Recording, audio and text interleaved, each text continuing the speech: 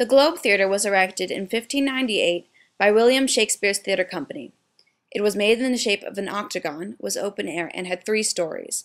It was one of 4 major theatres in the area. The construction of the Globe is a rather interesting history, as Shakespeare's company had not originally intended to build a new theatre.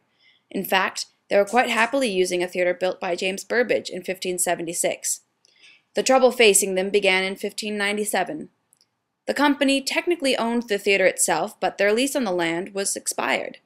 The landlord, Giles Allen, wanted the structure torn down. The Lord Chamberlain's men had a solution. They bought a new plot of land at Blackfriars in Upper Frater Hall, where they could have a new theatre made. Unfortunately for them, this inspired whining from the surrounding neighbors, who complained of the construction. Shakespeare's men had every right to be building where they were, however, and so construction continued as planned. They even saved a great deal of money by dismantling the old theatre, which was their property, and using the materials to put together the new Globe Theatre. Giles Allen attempted to sue, but failed. Even after its rocky start, the Globe has had a history of challenges in its way.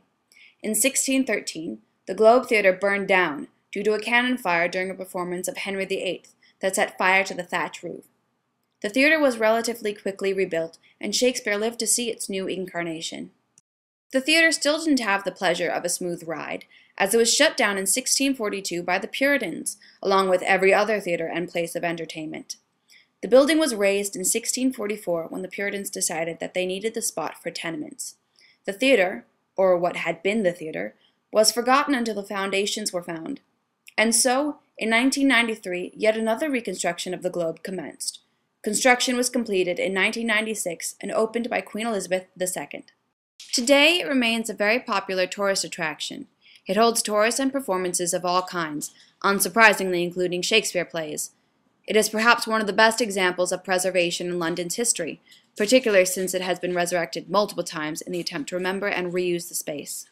Even when times have been hard for the Globe, it has always come back with a bang, promising a long and fruitful future for the theatre.